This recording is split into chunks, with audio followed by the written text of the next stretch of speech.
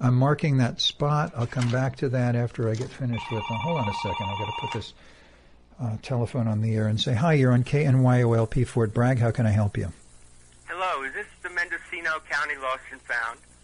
It is. Did you lose a bright red umbrella with blue polka dots and kind of tattered on one side? No, I lost my mind. Oh, just a minute. I saw it run up north. Let me feel around in here and see if I can. You can't. Well, I'm not finding anything like that. Can you wait just a moment and yeah. don't hang up while I finish reading an article that I'm almost at the end of. Hold on just a minute.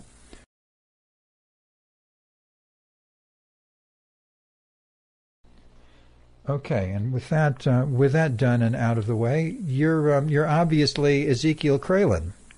Yes, I am obviously, but not always obvious to myself. Okay, let me see if I can make you sound a little bit louder by doing that. Yeah. I get a little bit of scratchy echo when I talk. Uh-huh. Can you talk and not have to worry about that, or is it making it impossible for you to concentrate? No, I can deal with it. Okay, good. That's good. That's the mark of a professional. Yeah. Yes. Okay, so I'm professional. If nothing else. I just don't know professional over what. That's the mark of a professional. So you've written a story, I understand. Yeah, well, quite a while ago. This is in 2008. Oh, I got to say, KNYOLP Fort Bragg, KMECLP Ukiah. Go ahead and read your story. Is it like 15, 20 minutes long? Is that something like that? Probably not that long. More okay, like 10. I just take your time. You don't have to read really fast. Just make it sound right. Okay. Okay. It's called The Future Belongs to Moi. You hold in your hand a small flat packet, a belated birthday gift you received in the mail just moments ago. Your friend said it was a small painting by that faggot artist so popular these days. You hope not. You're sick of seeing his insipid face on the cover of Time, the last 3 issues for God's sake, and all in the short span of 1 week on TV pap like Oprah Winfrey, I Love Lucifer, Glove Connection, Married with Mutants, FBI, The Unsold Stories, and Masturbate Theater. Enough is enough already. Actually, the pervert's a fucking genius, you admit to yourself. Anyone who owns a piece of his art becomes an instant celebrity and rich.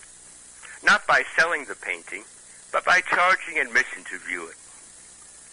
Musing over the packet's contents, you sit at your desk and turn it in your hands with delicious anticipation. Pondering, you get swept up in a whirlwind of reveries and land somewhere in the future on a barren strip of land that goes nowhere in every direction. When you look down, grass grows under your feet and all about. When you look around, people pop up like mushrooms. You find yourself part of a small crowd of 14 and know who you are and know this is the month of Horus in the year 2335. You rub your eyes and say to the woman beside you, what a strange daydream I just had. Can you imagine men with no hair on their heads? The stately dame smiles at you and replies, there are stranger things in sky and ground than bald-headed men, though not by much, she adds, scratching her own shiny pate in bemusement. Jewel-encrusted tattoos on her skull made her look 20 years younger. A late arrival appears, looks around and brushes lint from his toga top. My deity, the traffic was awful. Am I late? His voice booms in the peaceful ambiance. The dame narrows her eyes and snaps at him. My astute young fellow, obviously you are on time, or we wouldn't all be standing here like turkey bots in a formularium.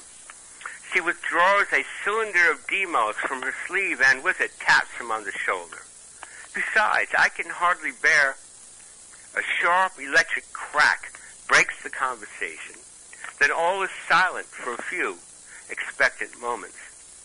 A powerful resonance grows from the ground, to your ears as the image of a building takes form, hovering only inches from the ground. Its looming presence dwarfs the small crowd. It appears massive and ornate, like a 19th century museum, and slowly turns as if you are walking around it, only you stand still. Once the main gate faces the visitors, it halts. Grand marble steps lead to the gate and are bordered by two Doric columns. Around each pillar rise a silver android python. They flicker the sinewy orange tongues within a hair's breadth of the tour guide who stands atop the steps. Do not feed the snakes, he reprimands a child caught feeding bionic mice to a python. Embarrassed, the offending lad quickly backs away from the leviathan reptile that recoils in dismay. Let the tour begin, the guide continues. He waves his hand with a flourish toward the stone lettering above the gate. In my museum there are many mansions. Many mansions indeed, remarks the guide. As a matter of fact, we have yet to discover an end to the number of rooms. Some craniologists hypothesize the number of rooms to be infinite, that this great talent discovered a way to continue his existence into other dimensions, where he is happily painting canvas after canvas to this very day. He pauses, but like deity, this is just a romantic notion. Each room is dedicated to a single painting, continues the tour guide, and as we discover new rooms, we discover new paintings. While the artist has been dead now for over 290 years, we are still charmed by the presentation of his latest work, just as if he were alive today.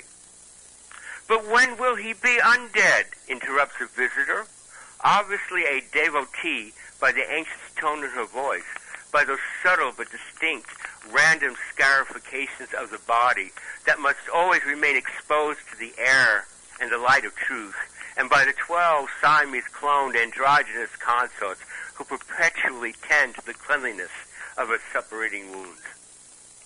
The guide expounds with a melancholy timbre to his words. Nobody has ever viewed his post-mortem contract, for it is piezo secured in the new Vatican's sacred vault. So no one knows, not even the new pope. He sighs. Remember the vision of 3 new Spanish children some 70 years ago, who claimed that the Holy New Virgin revealed the year of the great artist's resurrection to be 2272? Yeah, replies the questioner in discouragement, as several consorts wash her wounds in silent empathy. I was only a hatchling then. It never happened. That's right, the tour guide recalls, and the resulting global riots almost toppled the world back over the edge to the pre-metamorphic era, the era which defined all of humanoid history prior to 1999. The era our great artists strove so long and hard to pull us out of, to lead the world into our own enlightened era. The post-metamorphic era, comments the boy with the bionic mice. He is petting one. Yes, replies the nervous guide, as the 2 pythons eagerly lash their tongues at the boy, who stands less than 2 meters away. The decorative snakes are now completely unraveled from their marble pillars. They sprawl across the landing, heads hovered over the topmost step. But please put your mouse away, cautions our tour director, as simulated beads of sweat roll down his high forehead. The lad retreats down the stairway, and the pythons withdraw to resume the coiled embrace of the columns. But they glare at the scruffy-haired youngster, for protruding from each of his numerous pockets is a semi-automated rodent's nose and whiskers. The tourist guide straightens his musclet in relief and continues. This incredible museum is just part of our great artist's wonderful legacy that has done so much good for the world and continues to do more as we evolve along with his art each time a new discovery occurs. Knowing the brilliant and clever man he was, we do not expect to uncover the last room, the last painting anytime in the near future. An impatient teenager speaks up. Okay, cut the education scat. We all know the stuff from hatchery school. On with the tour. Her 4 arms, one pair longer than the other, identifying her as a future biostronaut, are stubbornly folded across her chest. The affronted guide widens his eyes. Very well, but there's no need to be rude. Why not, retorts the teenager. You're just a hologram. True, quips the guide, but an interactive one. Our museum escort turns to face the gate, which rapidly vanishes into the ceiling like a reverse waterfall. The museum descends into the ground, marble steps, columns, and all, until its floor is submerged half a meter beneath the grass. It moves forward and swallows everyone up. Now we all stand in the main lobby. The walls are built from large mortared blocks of stone in the fashion of medieval castles. The interior is dark and cool, lit by a single torch set in a sconce. The museum itself, continues the guide, was also created by the great artist, but he had to wait almost 15 years before his dream castle would be converted from blueprint to edifice, which is how long it took new technology to catch up to his dreams. The new technology of hologram acoustic engineering, by the way, is another invention of the great artist. Can you imagine, whispers an elderly gentleman beside you, people living in buildings that don't move? And they were solid, too. Let us now enter the first vault. The guide turns his back to us, as the museum moves forward and rotates, pulling us into a small, tiny chamber with just a small, tiny painting on one wall. The diminutive masterpiece seems to illuminate the entire cell in its own unassuming but saintly way. Several visitors gasp and swoon. The painting, entitled Don't Tread on Moi, seems to speak. I sing, I dance, I celebrate. Deity's promise to man is fulfilled in me. Who am I to deserve such honors? I do not know. Deity says no man earns it. It is simply given, a gift. I do not know. But I do know one thing. I am truly blessed. Isn't that my message? That we are all truly blessed. I am here to wake everyone up. I am truly blessed to have the gift to show everyone else that they are also truly blessed. Blessed among the blessed I am. You can never catch up to me. I won the golden apple. Here, take a bite and see how wonderful it tastes. Sing with me, dance with me, and don't forget to give me a little credit where credit is due. Was I really such a bad guy after all? Didn't I teach women and men to think for themselves? For such a simple design, it sure is a talkative little piece, you joke to yourself, as joy leaps in your heart like frolicking ponies.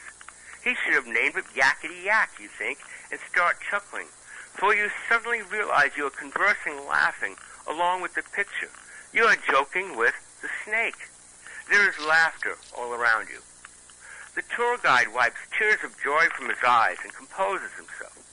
Yes, he remarks, it is always a pleasure to renew this experience, as common as it is these days. And to have it, all we need do is take a moment to look at any of the great artists' works, to which we have fingertip access anywhere in the world. For new civilization has long since manufactured billions of quality reproductions for anyone to own for free. This is the great legacy of the great artist. Through his paintings, we gain the capacity of true joy, that is, oneness with the deity head. Well, why, that's like the snakes outside the museum, exclaims an enthusiastic tourist. And those stripes are like the ones I saw from an old holopic called Noah's Ark and the Slave Booty. Correct in both cases, the guide affirms. The colors in those stripes were once referred to as a rainbow, after a once common meteorological phenomenon that occurred worldwide, until the great artist copyrighted it and took it with him to his Piazza mausoleum. With his death, the rainbow colors died also, until by this time few people even know what they are. The artist wanted to mark the great loss to the world of his own existence by taking with him what he, and apparently many others at that time, considered to be the most aesthetic symbol of the soul of art. The tour guide then took this visitor aside and sternly whispered, "The hollow pit you mentioned is censored. Don't ever bring it up again. Ever." The guide smiled and turned back to the crowd. The great artist painted moi before he was self-realized. The incredible message to be carried through his hand had begun, though the artist himself did not know. He decided to copyright this painting, for he knew it was clever enough for another artist to steal. When his nation's government returned the proof of deposit certificate for moi, the number assigned to it was 187-666. The great author chuckled over the number, for the last 3 digits in Paleo-Christian mythology signify the devil, often represented as a snake, the classic example being the serpent in the Garden of Eden. The author thought, there is no way to predict what number they'll assign to any work, and this is the only design I have done that incorporates the snake. The odds against 666 must be astronomical to the nth degree. Little did the great artist realize at that time the profound machinations the cosmos had begun working through him and through this painting. The artist created several versions of moi. This version he duplicated by hand many times over and peddled them on the streets. It is made of a combination of cloth, vinyl, and paint, pieces made separate, then appliqued in layers. Through moi, he invented the 3D patch, a truly remarkable innovation for his time, but something so common today we don't even think about it, like hydroponic cows. He also painted several flat versions suitable for picture reproduction in the form of 2-dimensional patches, stickers, and buttons. The back of this particular 3D patch is coated with a special glue that allows you to stick the patch on the back of your coat or to any other reasonably flat surface. It could be reattached over 100 times before requiring fresh glue. The glue will not leave any residue on the surface receiving the patch, and some adhesive still remains on the patch to this very day. What's so amazing about that? Challenges the teenager with 4 arms, now waving them about like a windmill. We have glue now that'll attach your own head right back onto your neck and instantly restore all severed nerve, blood vessel, muscle, cartilage, and tendon connections. The guard narrows his eyes at her and says, "Shall we try it on you?" I never saw this picture before, you intervened. I thought you said all his known works were copied and massed throughout the world. Is this a newly discovered piece? No, it isn't, says the guide. It is actually his first known piece, known to the people of his time, that is. Because of his copyright on the rainbow, this is the only known piece hidden from the world. This museum is the only place you can view it. Apparently, this is your first visit to the museum. Of course, you emphasize, I know what is in the great artist's heart. It only takes one picture to tell you that, so I could never dream of repainting it myself to have it home and show my friends. Nor could I, agrees the guide.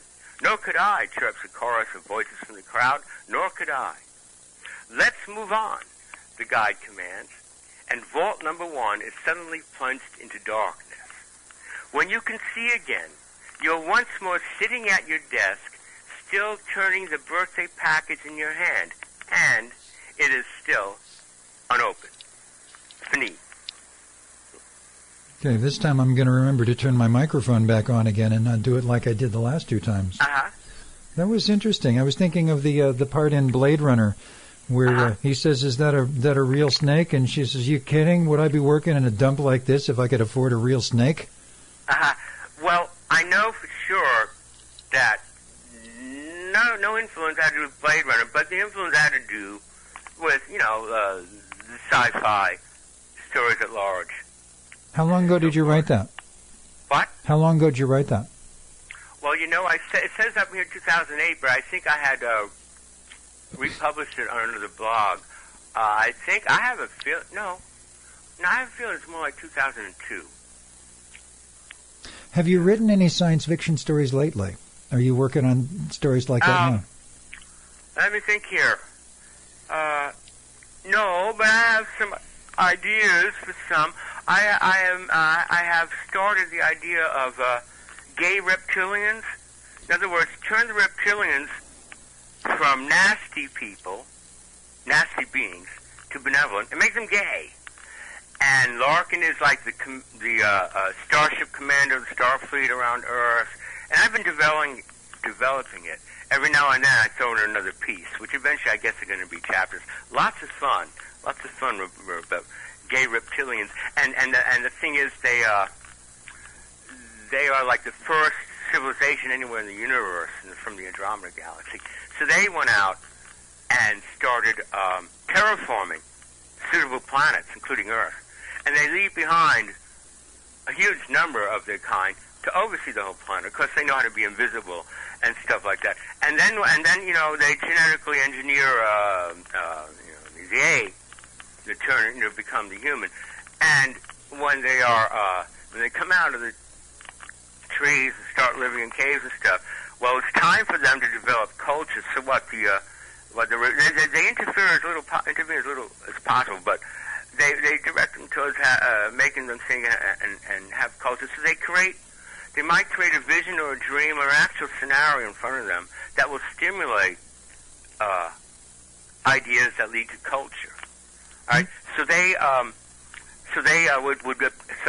as societies evolved and became more civilized, so forth, they would also be they would appear as mythological characters appropriate to each culture. So in the British Isles, they'd be fairies, elves, gnomes. In Native America, they'd be the raven, the wolf, and so forth. And then they'd be the Hindu gods and so forth. And in Florida, there'd be flamingos for the lawn. Well, there could be. I like the idea of a flamingo god or goddess. That's cool. Yeah, there hasn't been one, has there? Isn't that odd? Maybe there was under the natives before white men came. So, I understand that they're pink because of something of bacteria in the shrimp that they eat. Yeah, I think I read something like that too. Yeah, that's what they eat. I think I'd like to get your take on what's going on in the MCN discussion lists lately. Yeah, my take. Yeah. Other than those brats picking at me, and because they just don't want anyone gay there, and they're not going to admit they're homophobes because they said some nasty anti-gay things, and they know that MCN does not keep archives, so they know later on down the line, a few weeks down the line, they can say, well, I never said that, and they can make me look bad and twist it all around. That's what they're doing. So I'm having some fucking with them back by telling them I'm leaving. I'll be back Monday. But that's, That's probably wise. That seems like a reasonable course of action. Well, I want to, by being gone, I want to draw out other things and see what's up. But I'm not doing it to play a game of spite or be childish back.